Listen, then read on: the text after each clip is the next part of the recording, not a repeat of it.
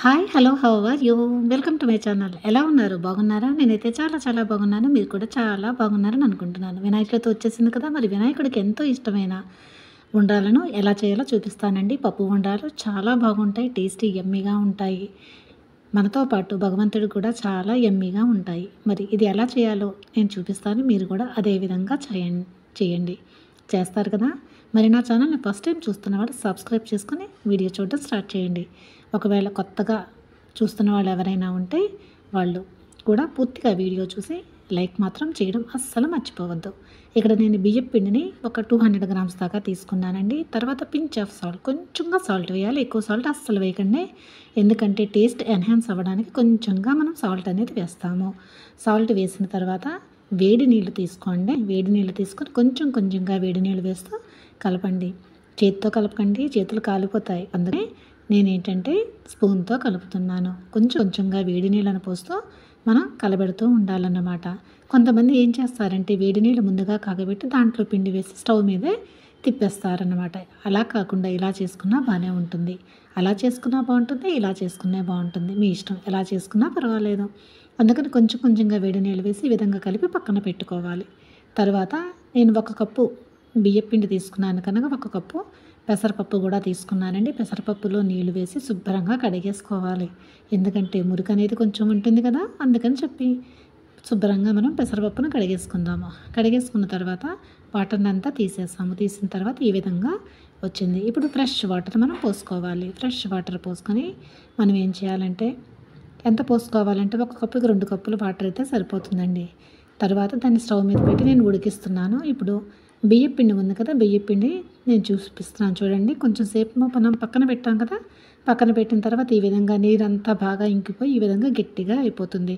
మనకి కరెక్ట్ ఫామ్‌లో ఫామ్ అయిందో లేదో చూసుకోవడానికి ఈ విధంగా ఉండ చుట్టండి. ఉండ చుడితే ఈ విధంగా వస్తుంది. ఇప్పుడు ఒక్కొక్క ఉండ చేసి మనం ప్లేట్‌లో పెట్టేసుకోవాలన్నమాట. తరువాత దీన్ని స్టీమ్ చేయాలండి. అందుకని చెప్పేసి ముందుగా కొంచెం వాటర్ పోసి దాని మీద ఈ విధంగా స్టీమ్ చేయడానికి ఇది పెట్టి ప్లేట్ పెట్టి దాంట్లో ఒక్కొక్క ఉండ నేను పెట్టేస్తున్నాను. ఈ విధంగా నేను చేసిన 1 కప్పు దానికి ఇన్ని ఉండ్రాళ్ళు అయ్యాయి. తర్వాత పప్పు ఉడికిందో లేదో చూసుకున్నానండి.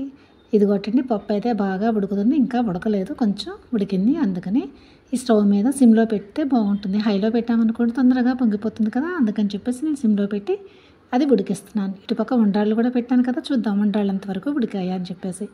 చూడండి ఒక 5 మినిట్స్ తర్వాత నేను తీసి చూపిస్తున్నాను. ఈ విధంగా ఎక్కడ అంటుకోకుండా స్పూన్‌తో తీస్తుంటే బాగా వచ్చేస్తాయి.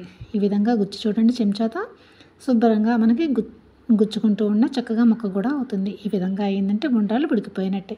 ఇప్పుడు దానిని మనం పక్కన పెట్టేసుకుందాం. ఇప్పుడు పప్పు ఉడికిందో లేదో చూద్దామా? రండి.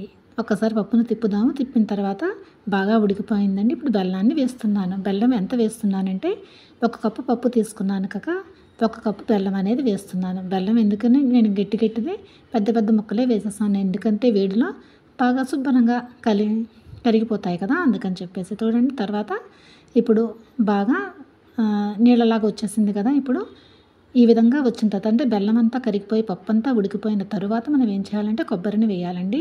నేను ఇక్కడ ఫ్రెష్ కొబ్బరికాయని తురుము తీసి దాన్ని వేస్తున్నాను. ఒకవేళ ఇంట్లో కొబ్బరి లేదనుకోండి ఫ్రెష్‌ది, అప్పుడు పచ్చి కొబ్బరి ఉంటుంది కదా! మన ఇంట్లో స్టోర్ చేసి పెట్టుకుంటాం కదా! ఆ కొబ్బరినైనా మనం వేసుకోవచ్చు. వేసి ఈ విధంగా తిప్పండి. కొబ్బరి వేస్తే టేస్ట్ యమ్మీగా ఉంటుందండి. చాలా బాగుంటుంది. తర్వాత బాగా కలపండి.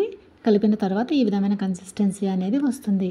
ఏంటి యాలకులు వేయలేదనుకుంటున్నారా? యాలకులు కూడా వేద్దాం, అన్నీ వేద్దాం. ఇప్పుడు ఉడికించి ఆవిరి పెట్టిన ఉండ్రాళ్ళు ఉన్నాయి కదండీ! ఆ ఉండ్రాళ్ళను మనం వేసుకుందాము. ఉండ్రాళ్ళను వేసి మనం ఎంత చక్కగా ఎంత స్పీడ్‌గా తిప్పేసినా సరే ఉండ్రాళ్ళు మాత్రం అస్సలు తునగవండి.